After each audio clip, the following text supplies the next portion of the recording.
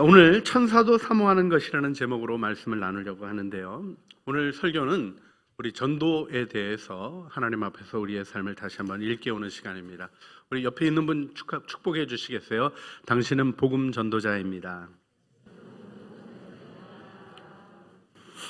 네, 전도의 특별한 사명과 은사를 받은 사람만 복음 전도자가 아니라 예수를 믿었다면 우리에게 있는 책무가 있는데 그건 복음을 증거하는 일입니다.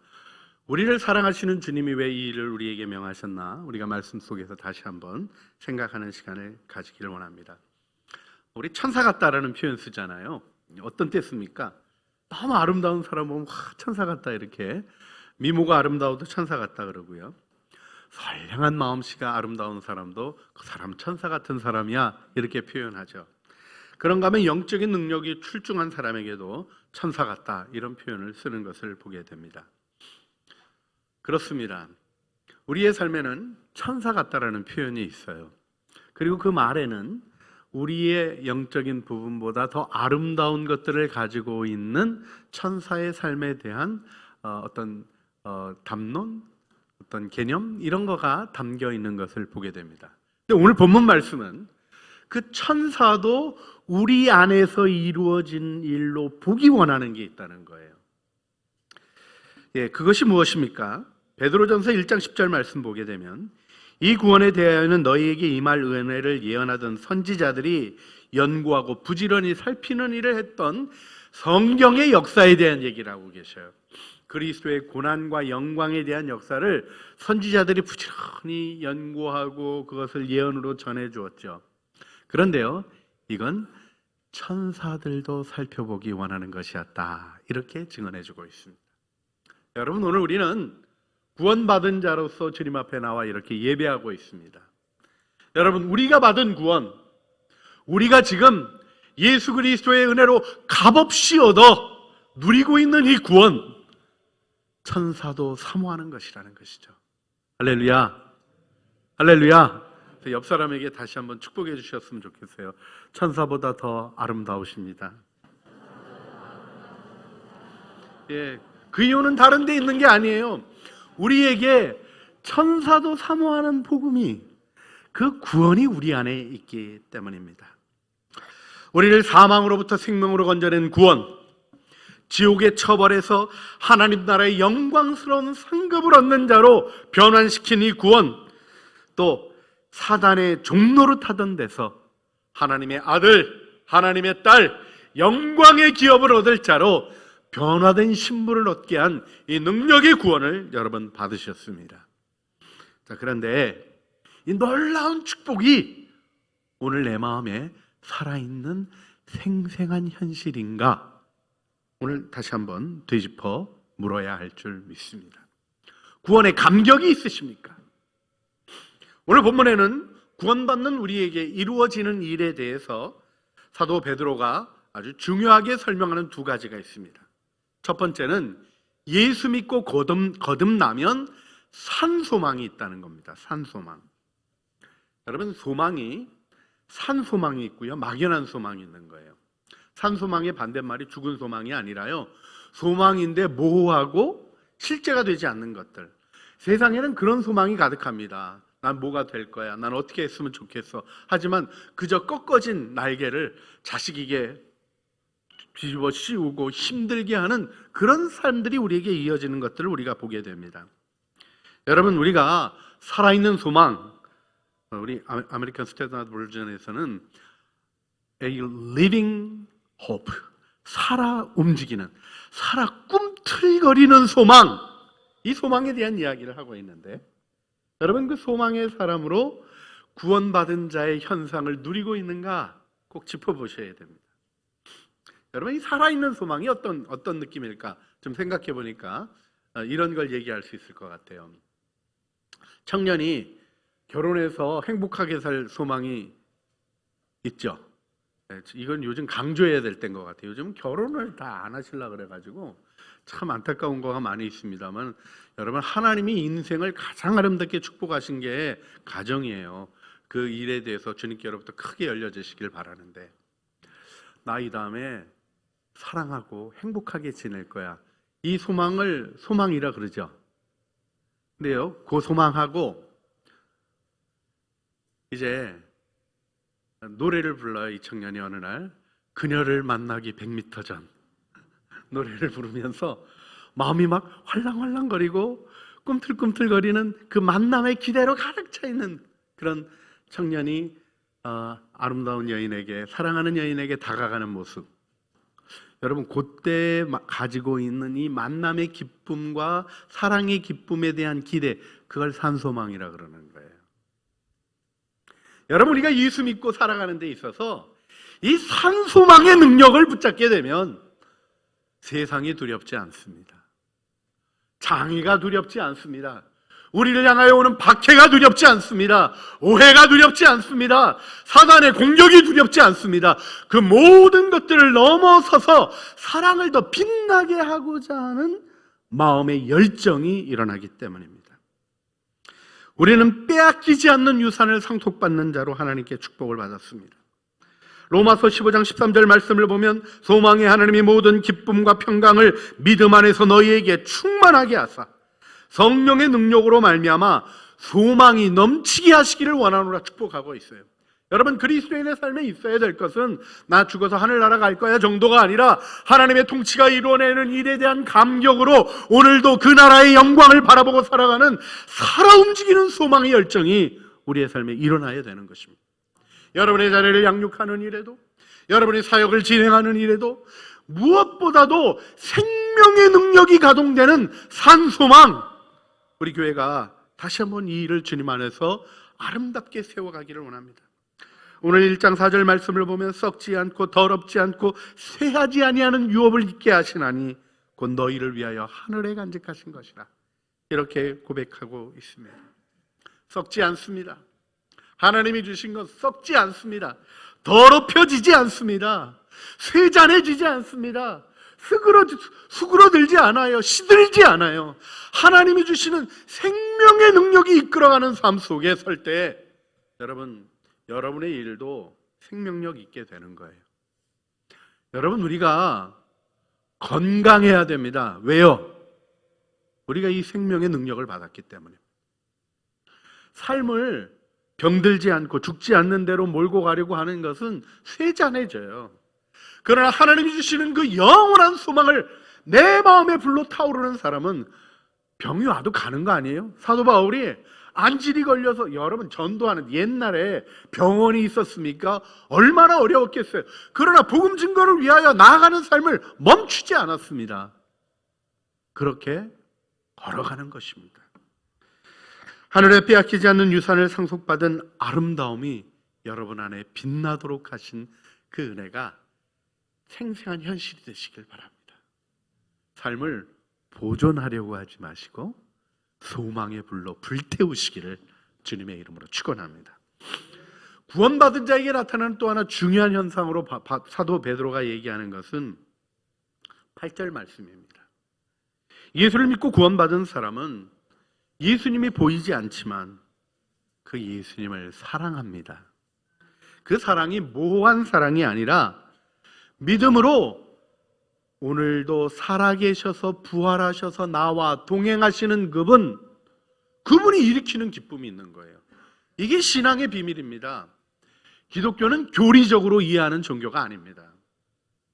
교리적으로 따지고 묻고 있는 곳에 분열이 있었고요, 교회의 타락이 있었고요, 거기 비참한 일들이 이어졌었습니다. 예수님이 오셨을 때도 교리를 따져 묻는 사람들이 예수님을 십자가에 못 박아 죽인 겁니다. 예수 그리스도의 복음은 무엇입니까? 그 복음의 핵심은 오늘도 부활하셔서 살아계신 예수님입니다. 그분이 내 안에 계시고 나와 동행하시는 겁니다. 할렐루야. 근데 그분이 우리와 함께 계실 때 우리 안에 말로 표현할 수 없는 영광스러운 즐거움으로 기뻐하는 기쁨이 솟아나는 거죠. 여러분, 좋은 사람 만나면 기쁘지 않으세요? 할렐루야. 네. 요즘은 주님이 특별히 이렇게 손녀딸을 통해서 기쁨을 경험하게 하십니다. 얼마나 좋은지 보기만 해도 좋고. 여러분, 뭐 좋은 게 있나요? 오면 자요. 언제 일어나나 기다리는데 안 일어나고 가는 때가 있어요. 그래도 좋아요. 예? 또 뭐 일어났나 싶으면 또 뭘 갈아줘야 된대요. 그래서 또 가시는데 자매님이니까 제가 좀 더 비켜서야 되지 않겠어요? 또 배고프다니까 또 엄마 또 전 먹는데 또 제가 쳐다볼 수가 없잖아요. 그러니까 또 비켜서 해야 되지 않겠어요? 근데요, 무조건 좋아요. 왜요? 그 존재가 일으키는 기쁨이 있는 거죠. 사랑하는 존재에 기쁨이 있는 존재가 분명히 있는 것입니다. 성경이 가르쳐 주는 게 무엇입니까? 하나님은 기쁨이십니다. 그분에게는 우리의 마음에 행복함이 솟아나 가득 차도록 하시는 영광의 기쁨이 있는 분이에요. 우리가 예수를 믿음으로 나와 함께 계신 예수 그리스도로 말미암아 일어나는 이 기쁨 속에 살아가게 하신 것, 베드로는 여러분 그 기쁨이 여러분이 지금 당하고 있는 고난을 넘어서게 하는 것입니다. 알려주고 있는 그 고난을 영광의 작품으로 만들어가게 하시는 하나님의 은혜의 비밀이 바로 거기 있는 것이죠. 이것은 여러분이 믿음의 결과인 영혼의 구원을 받았기 때문입니다. 베드로전서 1장 9절 표준 세번역이 이렇게 번역했습니다. 자, 그러면 여기서 이제 실질적으로 물어봐야 되는 것이 있죠. 내게 살아서 꿈틀거리는 소망이 있나? 있었던 것 같은데 요즘은 안 그런 것 같다라는 마음이 드시는 분도 있을 수 있겠어요. 보이지 않는 예수님 사랑하고 즐거워하는 기쁨이 있나? 그러지 못하였다면 구원받지 못한 건가요? 여기서 제가 정직하게 대답해 드리고 싶은 게 있습니다. 그럴 수 있습니다. 그러니까 꼭 점검해 보세요. 신앙은 그러려니 하는 걸로 되는 게 아니라 하나님 앞에서 내가 정말 단독자로 하나님과 나 사이에 내 양심으로 내가 하나님을 믿고 따르는 자인가, 아니면 나의 욕심을 가지고 내 뜻대로 살려고 하는 자인가, 이거 점검해 봐야 돼요. 주의 뜻을 따르는 자가 구원받은 자이고 내 뜻대로 살려고 하는 자는 아직 복음 안에 들어오지 않은 자입니다. 예, 내 뜻대로 살려고 하는 유혹이 일어날 때 있죠. 넘어질 때 있죠. 하지만 마음의 결론이 하나님 뜻하고 세워졌는지 아니면 내 뜻하고 고집피고 있는지는 내 양심이 압니다. 그래서 믿음은 선한 양심 위에 확인되는 것이라고 성경이 가르쳐 주시는 거예요. 여러분 이걸 잘 확인하시고 믿음 안에 서셔야 돼요. 교회 오신다고 되는 게 아닙니다. 장로 되고 목사 돼도 구원 못 받는 사람 있을까요? 없을까요? 없기를 바랍니다. 정말 없기를 바랍니다. 그런데 있어요. 왜요? 직분이 구원하는 게 아닙니다. 교회 와서 많은 일을 했는데 한 일이 구원을 이루는 게 아닙니다. 예수 그리스도의 십자가 구원을 받아들이는 믿음이 구원한다고 성경이 말씀해 주고 있기 때문입니다. 자, 여기서 그럼에도 불구하고 우리가 이 구원을 받았음에도 불구하고 구원의 감격과 현상이 나타나지 않는 상태가 있을 수 있다는 것을 정직히 고백하지 않을 수가 없어요. 또 특별히 오늘날이 더 그렇습니다.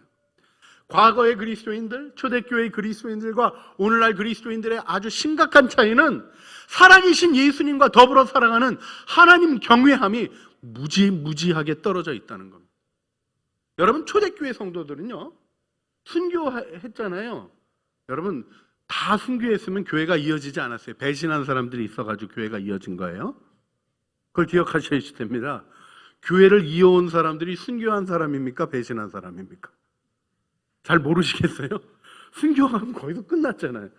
이어온 사람들은 배신했는데도 불구하고 순교하시는 분들 쳐다보면서 아유 나 같은 인생, 내가 믿음을 가졌다는 건 말도 안 된다, 이렇게 자책하고 있는 인생들에게 찾아와서 그들을 사랑하시고 용서하시고 세워주시는 은혜 안에 있었던 분들, 이분들이 그 다음 기회에는 또 순교하셨죠. 그러나 그런 모습을 통하여 신앙의 길이 무엇인가를 명확하게 보이는 일이 교회 안에 있었던 것이죠. 여러분 이때 우리가 오늘날 그리스도인으로서 살아계신 예수님을 의식하지 못하는 답답함, 이게 답답함이 아니라 우리가 해결해야 할 가장 중요한 과제인 걸 기억하셔야 돼요. 예수 믿어야 되는 겁니다. 할렐루야. 교회 잘 나오는 거 중요하셔요. 그죠? 여러분 얼마나 격려가 돼. 같이 하니까 좋으시죠? 별로 안 좋으세요? 저는 너무 좋더라고요. 이번에 우리 소망구역 이렇게 어머니들이랑 같이 이렇게 다니는데 어머니들이랑 손 붙잡고 이렇게 가서 사진도 찍고 또 이렇게 저 길이 어려우면 안 되니까 그냥 사막산, 저 어렸을 때는 그냥 아주 땀 뻘뻘 흘리고 올라갔던 기억밖에 없는 그 산을 어쩌면 그렇게 케이블카가 이 의암호를 거쳐서 이렇게 편안하게 데려다 주는지 아주 그냥 구경 잘하고 좋았어요. 너무 좋았어요. 근데 뭐가 제일 좋았나? 같이 하니까 좋더라고요. 여러분, 같이 할 때 왜 좋을까요? 두세 사람이 내 이름으로 모인 곳에 나도 그들 중에 있겠다 하신 은혜가 나타나기 때문에. 이 예배에 은혜가 있는 게 내가 뭘 잘해서가 아닙니다.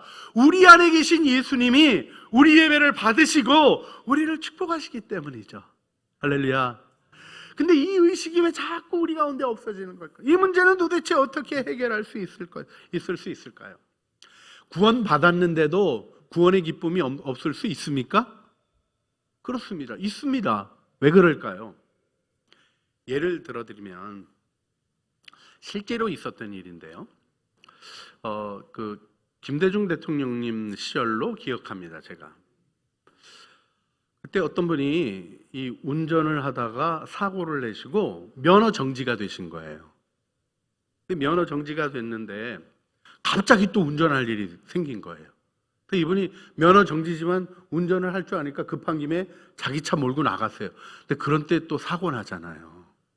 이분이 사람을 친 거예요. 사람을 쳤는데 뭐를 해야 됩니까? 빨리 앰뷸런스 부르고 처치를 해야 되잖아요. 근데 지금 자기가 뭐예요? 면허 정지니까 어떡하나 그러다 뺑소니를 하신 거예요. 어떻게 됐냐면 너무 슬프게도 그분이 그 사고 당하신 분이 조치를 못 취해서 돌아가시게 됐어요. 너무 안타까운 일이죠. 근데 정말 더 안타까운 일이 있었던 게 뭐냐면 그때 김대중 대통령님이 그 크리스마스 때 어간해 가지고 일괄 사면을 진행하신 적이 있어요. 일괄 사면. 그래 가지고 본인이 운전면허 정지된 거, 운전면허 정지가 취소가 된 거예요. 그걸 몰랐어요. 법적으로는 자신이 면허 정지 상태가 아닌데 자기의 생각 속에서는 자신이 면허 정지라고 생각한 것 때문에 사고가 발생됐는데 더 비극적인 일을 만들고 만 거죠. 여러분, 그리스도인의 삶이 그렇게 될 때가 많습니다. 하나님이 여러분을 용서하셨는데, 하나님이 여러분을 사랑하시는데 그 사랑을 의지하지 못하는 거예요. 여러분, 이런 현상들이 제가 교회 생활을 보게 되면 어떤 걸로 나타나나 여러 가지 얘기할 수 있는데 기도하면서 주님이 한 가지 주셨던 마음을 나눕니다. 여러분, 예배 다니면서도 범죄하는 사람들이 있어요, 없어요? 대답이 안 나와야 되는 거예요. 그렇죠? 절대로 안 나와야 되는 거예요. 그래도 있어요. 제가 이렇게 통계를 보면 특별히 성적인 범죄에 우리 한국교회 중직자들이 많이 있습니다. 장로, 안수집사, 권사 보다는 장로님이 많고 목사님보다는 장로님 숫자가 좀 더 많더라고요. 더 많으시니까. 근데요, 이렇게 된 분들이 어떤 현상이 나타나는지 아세요? 예를 들어서 성적인 타락해서 외도하고 부도덕한 일을 저지른 사람들이 교회 예배에 잘 안 나와요. 왜 안 나올까요? 나오면 죄가 자꾸 찔리잖아요. 그게 싫은 거예요. 주님 앞에 나오기를 꺼려하는 거죠. 빛이 어둠에 빛이 돼 사람들이 빛보다 어둠을 더 사랑했다라는 요한복음 1장의 책망이 나오는 현상이 일어나게 됩니다. 근데 이분들의 문제가 뭘까요? 여러분, 본인들의 삶에 잘못된 삶을 사는 것을 받아들일 마음이 있을까요? 좀 뭔가 문제 있다고 느끼지 않겠어요? 근데 왜 못 돌이킬까요? 왜 안 돌이킬까요? 왜 죄를 끊어내고 자신이 잘못한 것을 인정하며 하나님의 은혜를 구하는 일을 못할까요? 대부분 창피하니까, 이런 거 드러나면 문제가 되니까 이런 생각만 해요. 근데 여러분, 하나님을 알면 어떻습니까? 하나님이 아시나요? 모르시나요? 알죠. 예배 안 나오면 하나님이 그 사람 죄진 거 모르시나요? 아시죠. 자기 눈으로 안 보면 괜찮다고 생각하는 어둠에 빠져버린 거예요. 그리고는 어떤 일이 일어납니까? 자기 죄를 정당화하고 제가 심한 경우에는 그런 경우까지 봤어요. 저 의정부 쪽에 있는 어떤 장로님 이렇게 첩 두고 사셨는데 그러시더라고요. 아브라함도 첩이 있었다고. 야곱이 부인이 넷이 있었다고. 아니 무슬림 하쇼! 막 이렇게 소리 지르고 싶더라고요. 하나님을 경외함을 잃어버리는 거예요. 근데 왜 그런 비극이 발생합니까?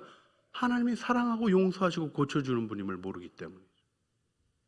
여러분, 죄를 놔두고 잘 사는 게 길입니까? 거긴 저주가 있고 심판이 따르게 되어 있어요. 그럼 어떻게 해야 됩니까? 돌이키는 거죠. 돌이키면 어떤 일이 있습니까? 그는 미쁘시고 의로우사 우리 죄를 사하시고 모든 불의에서 우리를 건져주십니다. 내 힘으로 죄를 해결할 수 없는 거예요. 그런데 주님을 바라보면 주님이 그 죄를 용서하실 뿐 아니라 우리를 정결하게 하시고 우리의 마음에 거룩한 소원을 일으켜 주시고 악의 세력을 제거하시고 건져 주시는 겁니다. 할렐루야. 그 하나님을 모르니까 그러는 거죠. 여러분, 구원의 은혜를 알아가기 위해서 해야 될 일은 무엇입니까? 구원 안에 거하여야 하는 거예요. 구원 안에 거하지 않고 다른 방법으로 노력해서 해결될 수 있는 길이 없다는 것을 마음에 두셔야 됩니다. 자, 이때 하나님이 우리에게 원하시는 것이 무엇일까를 생각해 보셔야 돼요. 자, 빌딩에 불이 났습니다. 그러면 어떻게 해야 됩니까? 불을 꺼야죠. 왜 불을 꺼야 돼요? 두 가지 중요한 이유가 있습니다. 불을 꺼서 사람이 다치는 일이나 죽는 일을 막아야 되겠죠. 또 한 가지, 재산의 피해를 최소화해야 되겠죠. 이게 어떻게 보면 불이 난 건물의 주인이 가지는 마음일 거예요. 빨리 소방대가 와서 불을 꺼서 또 사람들을 구해줘서 정말 다치는 사람 없어야 되겠고, 그 다음엔 불도 꺼서 그나마 이제 저 재산 손실을 좀 줄여줬으면 좋겠다. 그저 물에 다 젖어도 일단 다 뿌려서 불부터 꺼라. 이제 이런 얘기 마음이 있잖아요. 그런데요, 만약에 내 건물에 불이 났는데 그 건물에 자기 사랑하는 아들이 있다면 어떨까요? 제 1번 순위는 뭡니까? 불이 덜 퍼지는 거 이런 게 아니에요. 뭐부터 생각하죠? 무조건 아들 살리는 일부터 생각하게 되어 있죠. 요즘 망가져가지고요, 그 아들 죽어도 건물 살려야 된다는 사람들도 요즘 있어요. 근데 그건 망가진 사람이고요. 우리가 정상적이라면 그 일을 생각하잖아요. 하나님 어떠실까요? 여러분, 하나님이 이 땅에서 교회가 잘 보존되는 것을 더 원하실까요? 교회가 생명의 복음을 위하여 움직이는 걸 원하실까요? 너무 명확한 거예요. 역사 속의 교회를 보세요. 건물만 남은 교회 있죠? 허물어진 건물들이 있어요. 그때 공동체에 있었던 사람들 이어지지 않고 끝난 데도 있어요. 그러나 안 끝난 게 뭡니까? 복음 증거가 끝나지 않았어요. 교회의 본질은 다른 데 있는 게 아닙니다. 여러분이 하나님 앞에 섰을 때 하나님께 칭찬받는 일은 다른 데 있는 게 아니에요. 말씀을 전했는가에 있는 거예요. 복음을 전했는가에 있는 거예요. 이 일에 대해서 제가 여러분께 분명히 말씀드립니다. 저도 책무를 벗고자 함입니다. 우리들이 기억해야 될 일이 있어요. 상급은 복음 전도와 연결된 것입니다. 그 외의 것은 다 지나가는 일이고 문화적인 일이에요.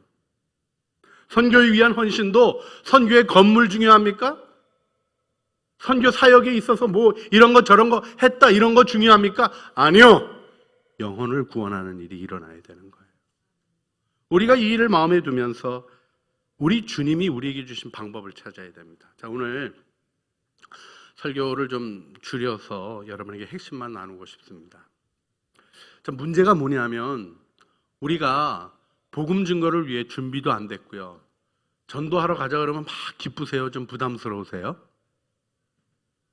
여러분은 좀 기쁜 쪽이신 것 같은 걸로 대답하고 싶으신가 봐요. 저도 어떤 때는요, 전도부 모임 나오라 그럴 때 가야지 하는 마음 들면서도 막 힘들어지는 때 솔직히 있어요. 그리고요, 이렇게 전도지 주면 이렇게 기쁘게 받는 사람만 있어요? 아니면 이렇게 뭐야? 이러는. 아니, 본인 먹을 거 드리는데도 막 싫다 그러고, 아니 차라리 먹지 마 내가 다 먹을래 막 이런 생각이 들 정도로 막 배척하는 분들도 있고 그래요. 자꾸 우리가 의욕이 꺾여요. 그리고 어떤 일도 있습니까? 내 자신이 나를 봐도 복음 전하기에 합당치가 않은 모습으로 부끄러울 때가 있잖아요. 예수 믿으세요. 너나 잘 믿어. 이런 얘기할 것 같은 그런 어려움을 겪을 때가 있잖아요. 자, 이거 어떻게 해결할까요? 이 해결을 정확히 보여주는 게 복음서입니다. 여러분, 마가복음 16장 14절로부터 15절 보게 되면 그 후에 11 제자가 음식 먹을 때에 예수께서 그들에게 나타나사 그들이 믿음 없는 것과 마음이 완악한 것을 꾸짖으시니 이는 자기가 살아난 것을 본 자들의 말을 믿지 아니함일러라. 화면 띄워주신 채로 여기까지 보면 제자들이 지금 예수님의 부활을 믿고 있어요? 믿지 않고 있어요? 믿지 않아서 나타나셨다는 거예요. 그렇죠? 그들이 믿음이 없고 마음이 완악해서 하나님의 역사를 받아들이지 못하는 문제에 푹 빠져 있는 거예요. 부활이라는 가장 위대한 기적이 일어났는데도 믿지 못하는 거예요. 자, 이들을 향한 주님의 조치가 뭡니까? 맨 밑에 또 이르시되부터 읽겠습니다. 또 이르시되, 같이 읽습니다.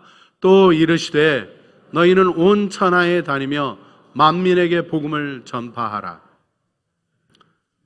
많은 분들이 착각하시는 경우가 있어요.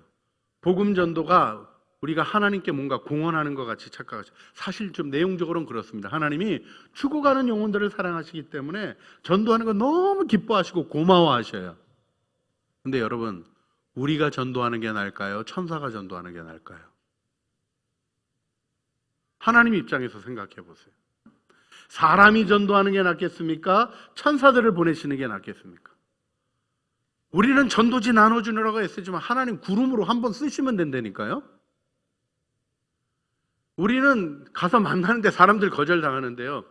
뭐 복잡하게 생각할 거 없어요. 우리 건물 여기 꼭대기에 천사가 올라가가지고 날갯짓만 계속하고 있어도 다른 거 안 하고 그냥 날갯짓만 이렇게 하고 있어도 다 교회 올 거예요. 여러분, 왜 하나님이 복음 전도를 다른 존재들에게는 허락하지 아니하시고 아들의 생명의 대가를 지불하여 구원하신 우리들에게 제한하셨을까요? 그게 살 길이기 때문에 그렇습니다. 복음을 증거해야 복음의 능력이 내 안에 살아나는 거예요. 복음을 증거해야 복음의 강력이 내 안에 살아나는 거예요. 복음을 증거해야 하나님의 마음을 알고 하나님의 사랑을 알고 죽어져가는 영혼들을 향한 하나님의 안타까운 마음도 이해하고 하나님 나라의 통치가 이루어져야 되는 것에 대한 간절한 소원의 기도도 거기서 일어나는 것입니다. 더 바울은 때를 얻든지 못 얻든지 복음을 전하라 이렇게 선언했던 것입니다. 바울이 한 가지 고백했던 게 있어요. 고린도 전서 9장 16절 제가 세 번역으로 읽어드립니다. 내가 복음을 전할지라도 그것이 나에게 자랑거리가 될 수 없습니다. 나는 어쩔 수 없이 그것을 해야만 합니다. 내가 복음을 전하지 않으면 나에게 화가 미칠 것입니다. 그럼 바울이 얘기하는 화가 무엇이겠습니까? 하나님이 화내는 거예요? 여러분, 주님이 꾸짖으시면요 오히려 은혜예요. 꾸짖어지는 것마다 빛으로 드러납니다. 그건 화가 아니에요. 바울이 생각하는 화는 무엇입니까? 고린도 후서 9장에서 이어서 말하는 쭉 내용 가운데 9장 27절 가보면 바울이 정직하고 솔직하게 얘기합니다. 내가 내 몸을 쳐 복종하게 함은 전도가 쉬웠다는 거예요? 어려웠다는 거예요? 어려웠다는 겁니다. 바울도. 근데 그가 그렇게 할 수밖에 없었던 이유, 내가 남에게 전파한 후에 자기가 도리어 버림이 될까 두려워함이로다. 복음을 전하지 않으면 복음으로부터 소외되는 것을 바울이 화라고 표현하는 거예요. 여러분, 바울의 의식 속에 있었던 이 선명한 지식이 오늘 우리 창조교회 안에 세워져야 할 줄 믿습니다. 복음을 전하지 않는 게 화예요. 다른 것이 문제가 아닙니다. 우리의 도덕적인 문제, 우리의 영적인 성장의 문제, 가정의 갈등의 문제, 건강의 문제 다 복음 증거로 다시 새로워져야 합니다. 자, 우리 이 일을 우리 힘으로 하라고 하지 않으셔요. 우리 너무나 잘 아는 사도행전 1장 8절 말씀 우리 같이 사도행전 1.8씀 읽겠습니다. 오직 성령이 너희에게 임하시면 너희가 권능을 받고 예루살렘과 온 유대와 사마리아와 땅끝까지 이르러 내 증인이 되리라 하시니라. 성령이 임하시면 증거를 일으키셔요. 그리고 증인이 되게 하시는 겁니다. 옆 사람 다시 한번 축복해 주시겠습니다. 당신이 복음의 증인이십니다. 아멘. 우리 기도하기를 원합니다. 여러분, 소원을 일으켜 기도하고 싶으십니까? 내 연약함이 문제가 아니라니까요. 잘 못하고 뭐 그런 거 아무것도 문제되지 않는다니까요.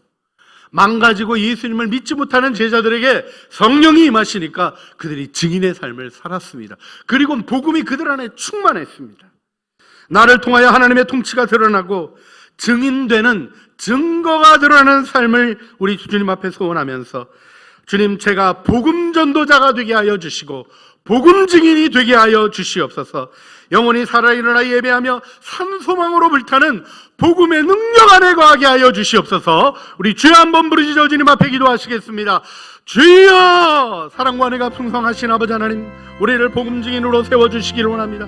복음 증거가 우리 안에 살아 움직이게 하여 주시고 복음 증거를 위하여 헌신하게 하여 주시며, 우리가 살아갈 길로 알려주신 이 복음 증거가 우리의 삶에 살아 움직이는 것이 되게 하여 주시옵소서. 하나님, 우리가 복음 증거를 위하여 수고하는 일들 하나님 앞에 세워주시기를 기도합니다. 수요일 10시에 모여서 하나님 전도부가 활동합니다. 하나님, 이 일뿐만 아니라 각자의 자리에서 함께 일을 놓고 기도하게 하여 주시고, 각자의 삶에서 주님이 주신 영혼들, 내게 구원하라고 붙여주신 자들, 내게 만나는 자들에게 주님이 전도하라고 마음을 주실 때 하나님, 우리가 성령의 능력을 의지하고 복음을 증거하게 하여 주시며 예수 그리스도를 증언하는 증인으로서 살아가게 하여 주시기를 기도드리옵나이다. 이 일이 주님 앞에 서기를 원합니다. 주님, 영광 받아주시고 은혜 안에 이루어 주시옵소서. 예수님 이름으로 기도합니다. 아멘. 듣는 사람마다 복음 전하여 복스러운 소식 두루 퍼치세. 모든 사람에게 전할 소식을 어느 누구나 오라. 어느 누구나 주께 나오라. 어서 와서 주의 말씀 들으라. 하늘아버지가 오라 하시니 어느 누구나 오라. 오는 사람들은 지체 말고서 문 열었을 때에 들어오시오. 생명길은 오직 구주 예수니 어느 누구나 오라. 어느 누구나 주께 나오라. 어서 와서 주의 말씀 들으라. 하늘아버지가 오라 하시니 어느 누구나 오라. 함께 일어나 찬양하겠습니다. 언약하신 대로 이룰 것이니 누구든지 언약 받을 수 있네. 받은 사람에게 생명이로다. 어느 누구나 오라. 어느 누구나 주께 나오라. 어서 와서 주의 말씀 들으라. 하늘아버지가 오라 하시니 어느 누구나 오라. 너희는 온 천하에 다니며 만민에게 복음을 전파하라. 주 예수께서 말씀을 마치신 후에 하늘로 올려지사 하나님 우편에 앉으시니라. 제자들이 나가 두루 전파할세 주께서 함께 역사하사 그 따르는 표적으로 말씀을 확실히 증언하시니라. 아멘. 이제는 우리 주 예수 그리스도의 은혜와 아버지 하나님의 사랑과 성령 하나님의 교통하심이, 복음 증거의 사명, 그리스도인의 본질에 충성되이 헌신하고자 하며 성령의 능력으로 이를 일으켜 주시기를 소원하며 복음 전도자로 세우시기를 간구하는 사랑하는 주의 자녀들 머리 위에와 은혜로 주신 가족 식구들 가운데 창조교회 위에 속한 권속들의 삶과 수고하는 생업 위에 복음 증거를 위하여 헌신하며 나가는 모든 아름다운 교회의 역사 위에 이제와 영원 무궁토록 함께 있어지기를 간절히 축원하옵나이다. 아멘.